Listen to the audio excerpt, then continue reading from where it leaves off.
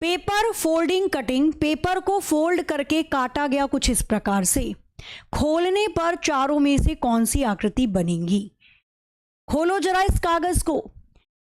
ध्यान रखना, दाएं बाएं दर्पण प्रतिबिंब, ऊपर नीचे दर्पण प्रतिबिंब। जब भी पेपर फोल्डिंग और कटिंग का प्रश्न आता है तो दाएं बाएं दर्पण प्रतिबिंब। तो भैया जो आकृति दाईं ओर जितना करीब है बाईं ओर भी उतना ही करीब बनेगी। नीचे यहां वर्ग दे रखा है, यहां वर्ग बना देना। ऊपर नीचे दर्पण प्रतिबिंब, तो जो आकृति नीचे जितना करीब है ऊपर भी उतना ही करीब दिखाई देगी। दो स्क्वायर यानी वर्ग चिपके हुए हैं नीचे तो दो ऊपर चिपक जाएंगे। ऐसी आकृति चारों में से किसके अंदर है? तो बीच में डायमंड वाली शेप बनेगी। यहां इसने स्क्वायर बना रखा है, ये नहीं हो सकता।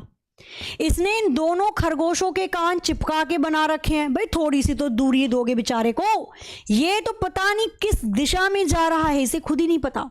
तो हमें चाहिए चारों तरफ दर्पण प्रतिबिंब, दाएं बाएं ऊपर नीचे। तो सारे सबूतों गवाहों को मद्देनजर रखते हुए सेकंड वाला करेक्ट था। नेक्स्ट आ जाओ क्वेश्चन नंबर 12 पे।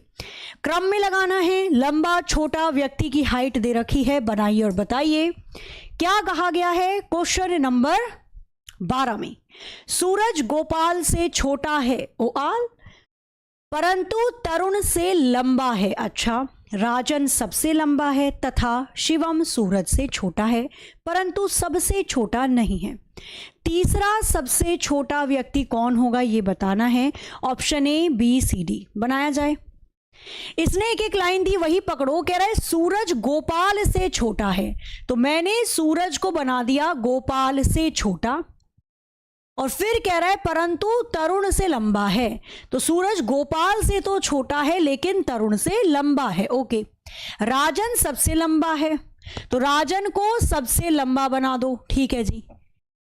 कह रहा है तथा शिवम सूरज से छोटा है पर सबसे छोटा नहीं है, तो शिवम जो है वो सूरज से तो छोटा है लेकिन सबसे छोटा नहीं है, तो सबसे छोटा तरुण को बना देना। अब आपसे क्वेश्चन में क्या पूछ रहा है? तीसरा सबसे छोटा व्यक्ति। पहले नंबर पे सबसे छोटा व्यक्ति कौन है? तरुण। दूसरे नंबर पे छोटा व्यक्ति कौन है? शिवम। तीसरे नंबर पे छोटा व्यक्ति कौन हो जाएगा? सूरज। आंसर आ जाएगा ऑप्शन बी सूरज। गड़बड़ मत कर देना, ऊपर से बनाने लग जाओ कहीं पता चला। ठीक है, वैसे भी ऊपर से भी सूरज ही आएगा। आंसर क्या हो जाएगा इसका? ऑप्शन बी सूरज बिल्कुल सही उत्तर है। नेक्स्ट क्वेश्चन दे रखा है क्वेश्चन नंबर 13, थोड़ा ध्यान से पढ़ना, बहुत अच्छा क्वेश्चन है। लड़कों की पंक्ति में श्रीनाथ बाएं से 7, वेंकट दाएं से 12। यदि वे अपना स्थान आपस में बदल देते हैं तो श्रीनाथ बाएं से 22। पंक्ति में कुल लड़के कितने होंगे? स्वैपिंग वाला केस है, जगह की अदला बदली कर दी, यानी स्वैपिंग वाला केस है, जगह की अदला बदली कर रखी है।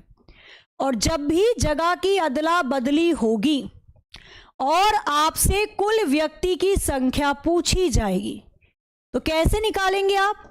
पहले उस व्यक्ति की रैंक लिखो जिसका 2 बार जिक्र हुआ, उसकी बाद वाली रैंक पकड़ लेना। तो यहां पे 2 बार किसका जिक्र हुआ है भाई? इसने बोला श्रीनाथ बाएं से 7वां था, फिर हो गया बाएं से 22वां। श्रीनाथ का 2 बार जिक्र हुआ है तो इसकी बाद वाली रैंक ले लेनी है मुझे 22। ठीक है, फिर उस बंदे को पकड़ो जिसका केवल एक ही बार जिक्र हुआ है प्रश्न में, वेंकट, उसकी रैंक ले लो 12। रैंक में रैंक जोड़ोगे, रैंक आएगी -1 क्योंकि अपने को व्यक्ति चाहिए। तो 2 2 4 और 3 34, 1 घटाओगे 33, कुल व्यक्तियों की संख्या 33, यानी ऑप्शन सी करेक्ट है। बन जाएगा। ये बहुत बढ़िया तरीका है, हर क्वेश्चन में लगेगा जिसमें भी आपको स्वैपिंग वाला केस इसने दिया है। आ जाओ जरा नेक्स्ट क्वेश्चन नंबर 14 आपके स्क्रीन पर ये रहा। आपको बताना है, अगेन पेपर फोल्डिंग कटिंग का प्रश्न है। कागज को मोड़ के काटा जाता है कुछ इस प्रकार से। खोलने पर चारों में से कौन सी आकृति आएगी? Option A B C D बनाइए और बताइए चारों में से कौन सा विकल्प आपको लगता है सही होगा। तो जब भी आपको ये प्रश्न दिख जाए या ऐसा प्रश्न दिख जाए, बस ध्यान रखना, दाएं बाएं दर्पण प्रतिबिंब, ऊपर नीचे दर्पण प्रतिबिंब, दाएं बाएं दर्पण प्रतिबिंब, ऊपर नीचे दर्पण प्रतिबिंब, मिरर इमेज बनेगी चारों तरफ। बनाएं। अच्छा, इस आकृति का अगर आप दर्पण प्रतिबिंब बनाओगे बाईं ओर, तो जो आकृति दाईं ओर जितना करीब है बाईं ओर भी उतना ही करीब बनेगी, है ना, ऐसे ही होता है। चलो, इसके बाद जो आकृति ऊपर जितना करीब है नीचे भी, तो जो आकृति ऊपर जितना करीब है नीचे भी उतना करीब होगी। जो आकृति ऊपर जितना करीब है नीचे भी उतना करीब होगी। तो दाएं बाएं दर्पण प्रतिबिंब, ऊपर नीचे दर्पण प्रतिबिंब किस में दिख रहे हैं? देखो, क्या ये दोनों दर्पण प्रतिबिंब है? यहां पे ये, यहां पे स्क्वायर, ये तो नहीं हो सकता। क्या ये दोनों दर्पण प्रतिबिंब है? एक बात बताओ, इसने इस वाले हिस्से में मुझे ऊपर तो वी वाली शेप दे रखी है, तो यहां पे स्क्वायर कैसे बन गया भाई? ये भी नहीं होगा। ऊपर आ जाओ, ये दोनों दर्पण प्रतिबिंब है, नहीं, तो अगेन ऑप्शन सी इसका आंसर है। सी मतलब चलो रे भैया, चलो रे भैया, आगे आ जाओ।